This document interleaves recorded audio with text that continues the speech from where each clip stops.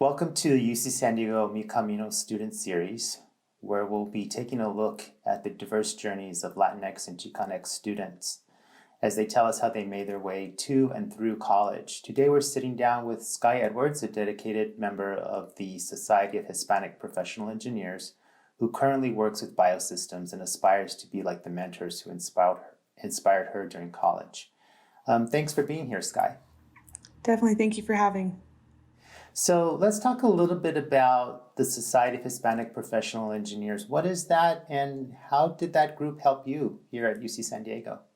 Yeah, so the Society of Hispanic Professional Engineers, or I'll be saying SHIP from now on just because it's a little easier, is primarily focused on helping engineering students that come from a Hispanic background, whether it be they grew up in a Latin American country or they're here in the United States and their parents are Hispanic or Latino, and really it creates a foundation for us to kind of rely on throughout college. And so that can range anywhere from having mentorships and study jams and building up their project skills, to working on their resumes, to networking with professionals, to doing mock interviews.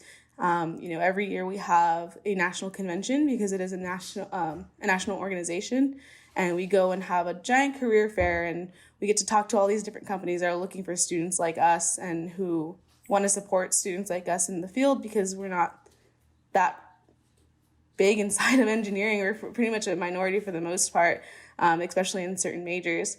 And so we're really just there for student support whenever they feel like they need a friend to lean on, they need familia to lean on, because we're pretty familiar with everyone's background. We always find some type of relations within each other. And so I actually stumbled upon it through Summer Engineering Institute. So this was a program that I was able to apply to before school started. So it's a 5-week program where they take engineering students, and we get to come onto campus and get to see the campus before fall quarter starts. We get to take some classes, get to learn about engineering with other students. And my peer facilitators, so people who were in charge that were college students, I would say like 3 of them were involved in the Society of Hispanic Professional Engineers. And so they really kind of found the students that were in this program of Summer Engineering Institute. And, when fall quarter started, like, oh, you should come check out SHIP's general body meeting. Like, you should come. It's really cool. If you have any questions, like, you'll find a whole bunch of engineering students there. You'll find upperclassmen. And from fall quarter on until presently, I have been heavily involved with SHIP ever since then. Thanks for sharing that. Now, I know that you come from the center of California. Your family owned a ranch, and maybe you could tell us a little bit about where you grew up and what was it like to be a young person growing up on a ranch? Yes, my family and I were all from Selma, California, and pretty much stayed in the Central Valley. I'm one of the only people who have ever moved out. And so growing up with my family owning a ranch, and also we lived in kind of like the neighborhood areas too, it was a lot of back and forth of spending my time on the ranch with my great-grandparents and helping them out. Like, my summers often were filled of learning how to make raisins. It's a weird phrase to say, but things coming from laying down the trays and laying the grapes down, letting them dry, tossing them to get rid of rot, being able to fold the trays up so we can put them in the tractor, or even going down to pruning and centering and tying the vines to make sure that they have a good produce for the next year. It really taught me, because I didn't have to do that for a living. It was more of like a summer experience to understand where my family had come from. My mom had gone to college, and so her and I didn't really have the experience of, doing part-time work to have money. We didn't have to go into the fields that often, but my grandparents on both sides of my family, they were, migrant workers. They had to pick in the fields. They had to go to the orchards or go to the vineyards or go to the fields and just, have a lot of hard labor jobs. And so me being able to go there during the summer with my family who had worked really hard to own a ranch, I had a good understanding and a good appreciation of what my family had done for me. And they wouldn't know in the past, I would be the one experiencing this, but they knew that their family would be benefiting from all the hard work that they were doing. And so that had really kind of instilled in me a lot of the things that got me through college today, and also had the courage to kind of do more with my life as well, because they always wanted better. They wanted better for their daughter, my mom. They wanted better for me. And so like being able to grow up with that and seeing that, I think, was really helpful. It kind of made me humble because I was always the smart kid in the class, but it was always from humble beginnings, which I think is very important, because then you always think of the people who are there to support you, and you always want to go back and supporting them as well. Yes, definitely. Now, how did they feel? I get the sense that growing up in the Central Valley, it's a very tight community. I'm wondering how your family felt, your community felt when they heard you were going to UC San Diego. Yeah, it is a very tight community in the Central Valley. I think every parent had gone to some other friends' parents' high school as well, and they all know you as, oh, you're Tracy's kid, or you're Bucky's daughter, you're Anita's granddaughter and Ignacho's granddaughter. And so it was always kind of like they knew I was going to go do big things. They just never knew where. It could be back home in Fresno State. That's the nearest college near us. It could be somewhere else. But when they heard I was going to UC San Diego, they were like, oh, at least it's in the state. But then slowly realized it's pretty far. And I think it was hard because I had strong ties with not only just my family, but the community as well. I had done a lot of community service and had done a lot of time trying to, encourage like the youth of Selma to try to change our town for the better again. And so there's a lot of sit down talking as to, what decisions I had. I had applied and gone into Fresno State with a really well funded scholarship. I would have basically been debt free versus here. I got paid pretty well to come here because of financial opportunities that UCSD and the UC system had to offer, but it still would be taking out loans. I'd be living far away. I'd have to be renting. I couldn't rely on my family to bring me food. And so it was hard, and it came down to just, is it okay with me and my mom? A lot of my family had stakes in my childhood growing up. They cared after me, they fed me, they raised me, I was basically kind of like their child as well. But we kind of realized that, as long as my mom and I are okay with what's going on, that's the decision that we were going to make. And my mom having me in her fourth year of college, so being kind of tied down to Fresno County and to Selma, was like, if you want to do this, go ahead. And that kind of plays into my major too. I didn't know what bioengineering was, and little did I know that UCSD was one of the best bioengineering schools in the world until a little later on. And so once we both found that out, it was kind of like, this is a great opportunity, and I shouldn't pass it up. Great. So with your mother's support and knowing that UC San Diego has one of the best bioengineering programs in the world, you decided to come here. And usually for all students, that first year transition from high school to university can be a little bit of a rough transition. What was your first year like? And if you had some difficulties, how did you work through those? Yeah, so like I did mention, I had the opportunity to be in the Summer Engineering Institute. So that was a little bit pre-college, 5 weeks before. And that definitely helped a lot, because even within those 5 weeks, I and all the other peers within the program felt like we were missing home already. We weren't allowed to see our parents throughout the weekend because the program wanted us to be able to grow up. We were young adults and we could learn to do things on our own. Sometimes parents still came, but I know that my mom and I kind of said, okay, we'll try to keep this as like a 5 weeks distance thing. You'll be home for 2 weeks after, and then you can go on to college. And so it helped me grow up a bit. But even then, within fall quarter of my first year, I got homesick quite often because a lot of my peers that were in my suite with me, they were from San Diego, they were from LA, they were for only like a 2-hour drive to home. And so they often went home on the weekends. And for me, it was a 5-hour plus drive. And that was something my mom would have to come pick me up and then go back and then drop me off and go back. And to ask her that, I know she'd do it in a heartbeat, but I just never wanted to do it because that was so much time wasted. But for both of us, especially, she had a full-time job, and then I had midterms and stuff. I can't spend 12 hours a weekend in a car. And so it was hard because I got a little jealous that people could see their families so often. But I call my mom quite often. I talked to her a lot between classes, before going to bed. My grandparents lived with her, so it was easy for them to just pass the phone off because I didn't have to make multiple calls. Or on Sundays, we'd call, and all of my family was at my mom's house. And so that's my godparents and my cousin and his kids and his wife. And so it was kind of easy to hear them, but seeing them and then trying to tell them what's going on was a totally different issue.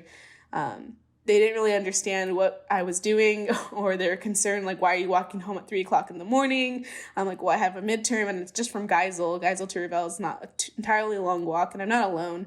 So it was a lot of conflict in trying to have my family understand, like, why the things that I'm doing what I'm doing. In high school, I was home by 10, and my family knew exactly what I was doing after school, whereas college, they can know if I text them what I'm doing. But slowly and surely throughout the first year, I think communication was kind of limited. And that was kind of due to not wanting my family to know what I was doing, because then there was kind of like the fear of them missing out and not understanding why I was doing the things I was doing. So even if it's going to, like, out on the weekend with the SHPE chapter because we want to have a social, and then being like, well, do you know who these people are? Are you safe? And like, it's all valid concerns. I, wanted to assure my family, but doing it every time got tiring. So it would then go from weekly, like daily calls, to maybe like twice a week, to then maybe like once a week, and then having real conversations like, why aren't you telling me what's going on? And then saying, well, I'm scared to, because I don't know what your judgment's going to be. And that was like a lot of stuff that I had to do during my first year with my family, is trying to condition them to trust me and to trust that I'm doing okay. And then also to condition myself that they want to know what's going on in my life. They had known so much of my life already to this point. I couldn't just tell them, oh, you don't get to know anymore. Especially when they're super supportive. And I kind of found that support through SHPE. They had gone through the same thing. A lot of them all of them are, children of Hispanic families. Many of immigrants, many are only children as well. Others have like large families. And so a lot of the times it was just kind of like, what do I do? My mom is kind of mad at me for not talking to her. Or like, do I tell her that we did this? Like, it's not like a bad thing, but I am staying up till like 4 a.m. And so it was a lot of mentorship from them that kind of even helped me with not just school stuff, but like learning how to navigate this with my family. Yeah, what you're describing is very common. And I think perhaps with Latino families, it might be a little bit more common. It's this push and pull between growing up and becoming an adult, like parents knowing like they are worried about you because you're far away. And, is she eating? Is she sleeping? Who are the people she's hanging out with? Are they good people? And also trusting you as a young person growing into an adult, being able to make the right decisions. Like they taught you right, you're going to make the right decisions. I think that's a common struggle that most students go through, and I hear that very often from Latino students. Let's talk a little bit about your major, biosystems. Maybe you can tell us a little bit of what that's about. And I really would love for you to touch on this project that you worked on in developing something that was more ergonomic for the military and being part of that patent. So maybe as you're doing that, you can tell us a little bit about what a patent is, and then tell us more about your project. I think people would like to hear about that. Yeah. So my major is bioengineering biosystems, so it's one of the 4 majors that you can kind of focus on within the bioengineering department. And biosystems is technically a little different than what the definition is. Here at UCSD, it's focusing on the electrical aspect of the human body. And so we get skills in electrical engineering, understanding circuits, and some transforms and signal information that I won't go into depth because it might be a little bit too confusing, but also focusing as to how those things relate to the body, because everything that we do is because of electrical signals. When it comes to blinking, even breathing, and like your heart beating, and you don't have control over that. And so it's really, really in depth in a hard major, but it doesn't define you and it doesn't stick you in a hole of doing just bioengineering and we're focusing on the human body. And so it teaches you just a lot more skills that you can apply elsewhere. I actually wasn't in this major to begin with. I was actually a biotechnology major here at UCSD. So that focused on more chemical engineering. So it focused on stem cells and drug delivery and, cancer and a lot of those things, which is amazing. But I found that I naturally excelled in biosystems a lot more than biotechnology, and I genuinely enjoyed biosystems a lot more. to talk about the project that I had done for about 9 months to a year. It was last year was when I was really working on it. I'm a graduate student in the Mechanical and Aerospace Department in Joanna McKittrick's lab, had developed some type of material that you can basically be able to pick and choose whether you want it to be very rough and rigid or very soft and conforming, and have different layers to it. So the outside layer would be very rough and rigid and protect you from things, whereas the inside layer would conform to your body. And he didn't really know what to do with it. He knew that he could control these things. He knew that, this is some type of like theoretical application and it's possible. We didn't really know what to do. And so he actually was looking for another student to work on an actual application of his research, which is not super common in engineering or in academia, but it's becoming more common. And so one of my peers in SHPE was actually working in the lab with my grad student. My grad student had asked him to, hey, go reach out to SHPE and see if anyone's interested in making a medical device with this type of material that we can apply to whatever we'd like to. And so, I advertised it because I was the president at the time, but I had also said, hey, I'm interested in this too because this is medical devices. And at the time we were focusing on a knee brace, just because knee braces currently are very rigid and uncomfortable. I had one, I hated it, and so I was really interested in trying to improve it. So I applied and I joined the lab. And so we were kind of just trying to figure out how can this material be used to help people in general. And so we had a lot of different iterations of the project. One of them was to help alleviate concussions in NASCAR drivers or in football players, also in the military as well. When we started getting interested in the military, we ended up working on a project more of, fitting better helmets, fitting better backpacks, any type of protective equipment that military personnel need to wear don't fit well. People have very different body types, especially right now. Military personnel they're inclusive, other than having, flat foot and being, not able to see. There's very little things that limit you from the military. But this actually causes a lot of chronic pain in military personnel later on. So even if they don't directly get injured by some type of bullet or some type of, weapon, they're carrying easily 50 pounds worth of gear. And if it's not properly aligned to your back, or if your helmet's not properly fitted to your head, it's not going to do its job of protecting you. And so we were really interested, and we had started building basically these types of fitted backpacks, fitted helmets, and fitted cowls that used very simple vacuum systems that were able to kind of vacuum onto the person, but having them able to move still. It wasn't constricting. It wasn't like you're trying to fit yourself in a sausage case. It actually moved with your body pretty well, but then also still protected you from the outside.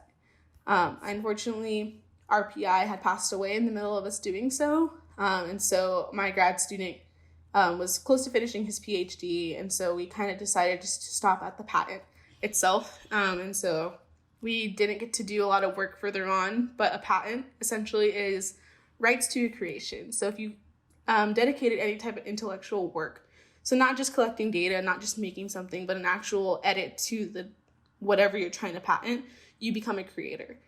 And so because my grad student had first created the material that we were using, he was a primary patent creator. And then because my partner had been working with him on making edits to the material itself, he wasn't also on the patent. And because I came in and actually made a device out of it, I made the circuits, I made the diagrams, I made how the device would work entirely. I was also then added as a creator and inventor on this patent. And so we had started, my grad student was happy with that because we weren't able to get a paper out of it, a publication, which he really wanted us to get. And so we moved forward with, I don't really know the name of the school's property, but it's the innovation center here that they help graduate students get patents and make sure that, everything is legal in terms of claiming ownership to a device. And so I think the last paperwork that we sent was probably about 2 months ago. And so I should be able to have a patent on a device that, people can use, but they can't profit off of. And if my grad student so desires to go forward in the future with making these devices a little bit more or investing a little bit more, me and my lab mate, we get to kind of work with him and we'll have stakes in a claim.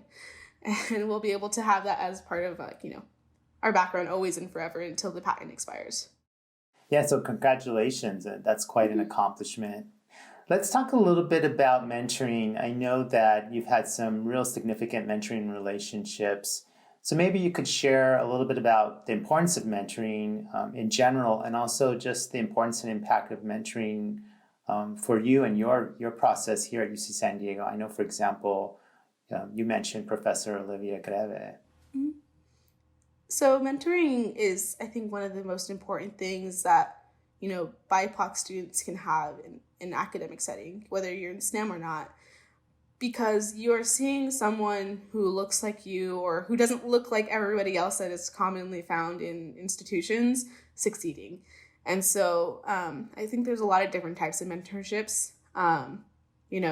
There's indirect ones where you are just kind of more of an inspiration to students, or I worked with Dr. Greve pretty often, but it wasn't like a tight-knit mentorship such as my grad student, but still hearing her story and knowing what she's doing, what she was doing for the Idea Center and for Jacobs School, it's definitely something that you can look forward to aspire to be.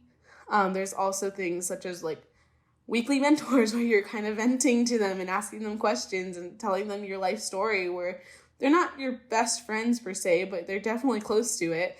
But they're there to give you academic and professional advice, and they know that to give that to students, you need to be vulnerable with them and you need to hear them out, because there's a lot of things that go into play when it comes to academics and trying to find a job. It's not as easy as just do good in your school and go get one. There's a lot of complications when it comes to it, when it comes to moving, when it comes to the salary. Are you doing this for free? Are you able to? And it's one of the things I think for me that really, really kept me going. So I already had determination built into my body from my family that we're a product of success because we're here and, we're doing pretty okay. And, I was raised pretty well and I was happy with my life, and I was happy with my family was happy with their life, even going through struggles. But there was still a lot of stuff going on through UCSD that made it hard to want to continue sometimes. And, I was more stubborn than not, I would say, in pursuing my degree. But mentorship was the biggest aspect where I could go to someone. I love my mother and she gave me as best of advice as she could, but at the end of the day, there's a limit to her knowledge. And mentors, whether they be upperclassmen, whether they be staff, whether they be faculty or graduate students, they always have a different perspective. And I know some people kind of warn against having too many opinions on a subject, but I think it's good to hear all of those things. Also, when mentors understand that sometimes their mentees take their advice with a grain of salt. It's kind of part of the game. It's part of the process that that everything that you say is not going to always be taken to a T, but maybe one thing that you did say is going to stick with the student for the rest of their life and going to help them persevere through everything. And so, seeing Dr. Greve, seeing Dr. Valdez, Hasso in engineering as professors, as Latinas, I think was super helpful, because even the small times that I did get to talk to them, it was always what decision should I make, or is this the best one? Maybe not tell me what to do, but is this on the right path? Am I thinking the right way? And they tell me their story, and they always be be careful of this or be a little wary of that, but you're doing great. As long as you're pushing through. They got on me about my grades sometimes, that's understandable, but it was never a detrimental way. They always understood that there's always something behind every student's story as to why things aren't working out the way they wanted to. Dr. Valdez Hasso was actually one of my main letter recommendation writers for grad school, and she was a faculty advisor to SHPE, so we got to work with her. We had the same goals. And so I like to think that she saw a little bit of her in me when we wanted to have access to STEM for Latinas, when we wanted to make great advances in bioengineering. It's something that when I look up to them, I'm okay, I'm not exactly like them, but I can be in their spots, and I think I'd be incredibly happy there. Same thing with my grad student.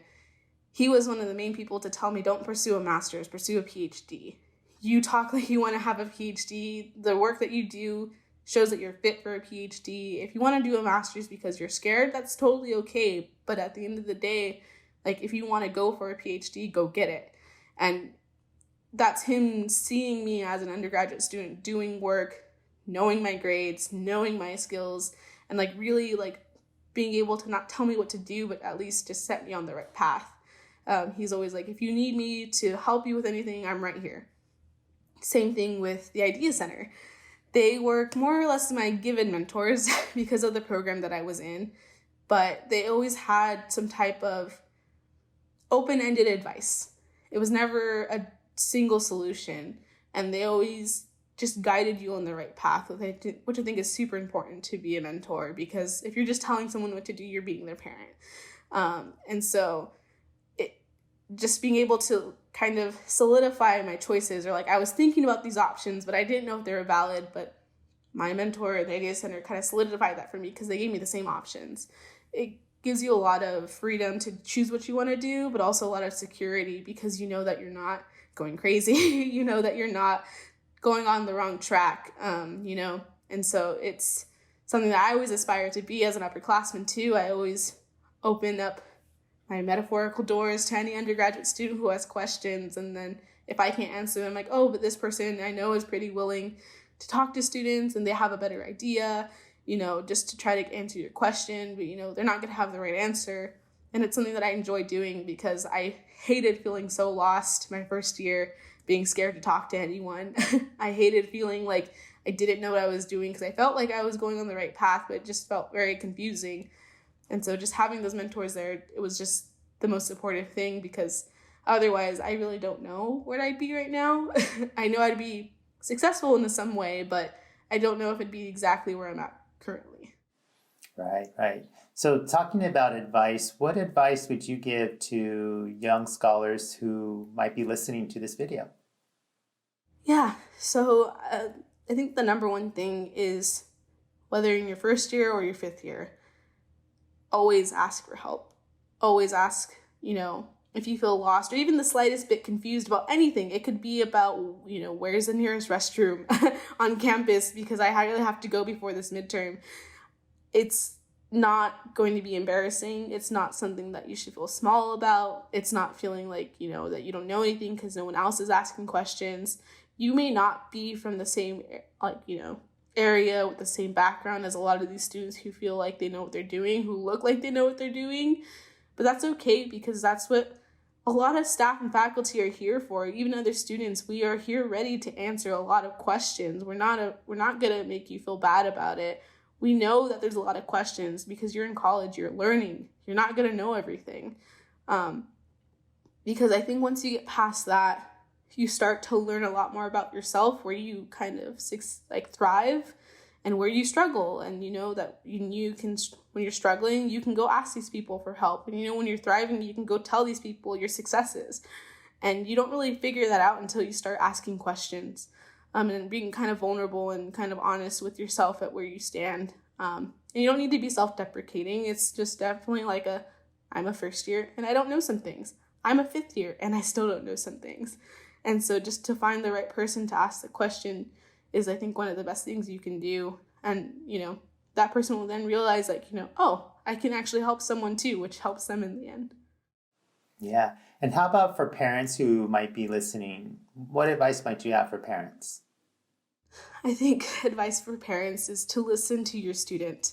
I feel like a lot of the times you want to tell them, oh, that's not the right thing to do, or you should do something different, or I don't know what that means. But honestly, students just need someone to listen, talk to, just to have a conversation, or to validate their feelings, and to also realize that a lot of the things that they're going to start telling you, you're not going to know, but that's okay. And that it doesn't mean that you're growing apart from your child just because you don't know what this means or you don't know what's going on. But that, to encourage them to just share information with you just for the sake of it, not for criticism, maybe not even for advice, but just to have a shared knowledge about where your child's life is going, because that's where my mom and my relationship is at this point. It's hey, I'm letting you know, I'm not asking. But it's like she knows that I'm letting her know with them. I did the most research about my decision that I could do, and that's why I'm confident in telling her. And I think that just makes your relationship with your child a lot stronger and a lot healthier, and your child will be starting to grow a lot more because they're not afraid of any repercussions on the family side. They know that you're going to be supportive, and they know that at the end of the day, if something goes wrong, you will know why. you could see it. You can have the background and understanding, and that you'll be there for them. The last thing they need is to feel afraid of telling you something, because then things are going to add up, and then out of nowhere, you're not going to understand what happened. And you're getting close to, I think you're graduating this June, correct? Yes. Congratulations. Congratulations. So what are your plans after graduation? Yeah. So I applied to grad school this past fall. I will actually be attending Tufts University in Massachusetts for my PhD with Dr. Milides' lab, and I'll be studying photoacoustics and ultrasounds for targeted therapies and understanding pathophysiologies a lot more.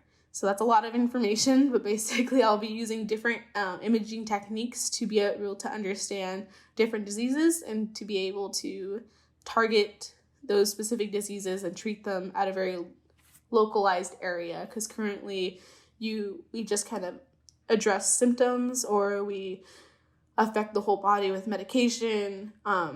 There's a lot of imaging, such as like MRIs and CT scans, that are very expensive and very time consuming, and some people can't use it because they either have metal implants or their mothers. And so our whole lab is focusing on utilizing these two other imaging techniques, photoacoustics and ultrasound, to be able to help make things a lot cheaper, a lot quicker, and a lot safer. I have 5 years to go, so I'll be learning a lot. But I'll also be doing an internship this summer with Lawrence Livermore National Laboratories, where I'll actually be doing imaging research as well. It's virtual. But I believe my first project is going to be focusing on looking at breast cancer tissues, understanding their relationship within each other and within our bodies. There's a lot that I don't know about it, so I'll be learning a lot more. But it's going to be helping me prepare for just the whole understanding of using non-invasive imaging to understand the human body. Because I personally know that my family would not want to go to surgery because they don't want to take time off of work. So this is kind of like my inspiration, is to go into this very quick, non-invasive, you don't have to take time off of work unless you absolutely need to, therapies and things like that. And so, yeah, I'm settling down for school another 5 years after 5 years of undergrad, but it's super exciting. It's something that I wouldn't have signed up for if I didn't know that I wanted to do it. Well, congratulations on that internship. That's an impressive place to be interning at. Yes, thank you. So you're coming to your end here at UC San Diego, and what I'd like to do is end our time together by you sharing maybe one or two really fond memories you have of being at UC San Diego. Yeah, I think one is a very specific memory that it's kind of hard to explain, but I don't remember exactly what year it was, but all I know is that we were studying with diversity org members. So these are other orgs along with SHPE that are focused on cultural engineering. And we were studying, and we were very tired, and we were all very honest that we were like nervous about our midterm, and it was just kind of stressful. But some joke was said, and I think the entire room was just laughing, that quiet laugh that hurts, that doesn't, like, dead silence in the room, but everyone's crying with tears of laughter, and just, it felt like you're kind of going insane, but it was one of the best things, because we were all just kind of sharing very vulnerable moments of being a student, of like, I'm tired, but this is funny, but I'm stressed, and this weird mix that I don't think, that I would ever pass up on, even if I was stressed out about that midterm, because those are some of my closest friends. Either they're graduating already, or I'm going to graduate without them because they're younger than me. And I think that was just something that was just so amazing in the moment, and we always bring it up. And I think that's always going to be the running joke, that Skye was trying to swallow water and couldn't because she was laughing, and she spit it out in the trash can. Otherwise, who knows what was going to happen.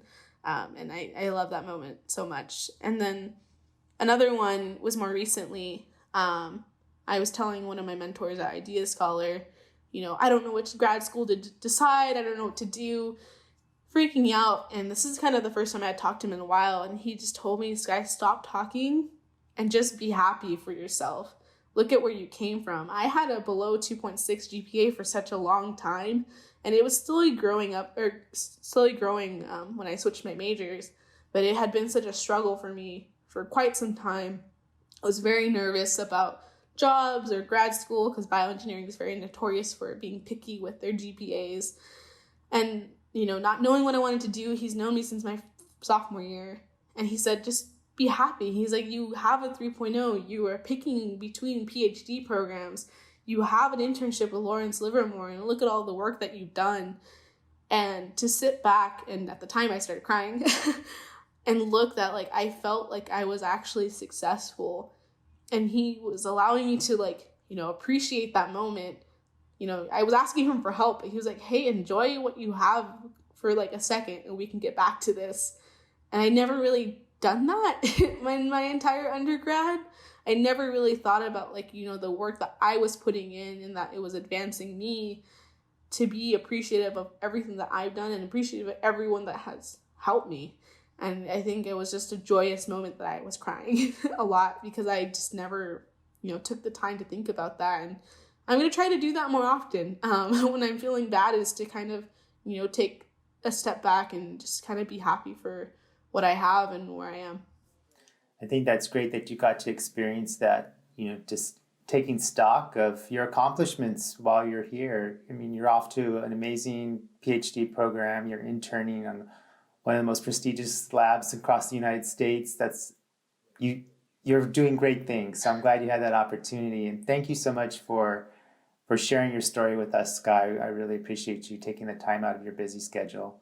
Definitely. Thank you so much for having me and inviting me. And I hope anything that I said could be helpful for any parents or any kids or students who are going to be coming to UCSD.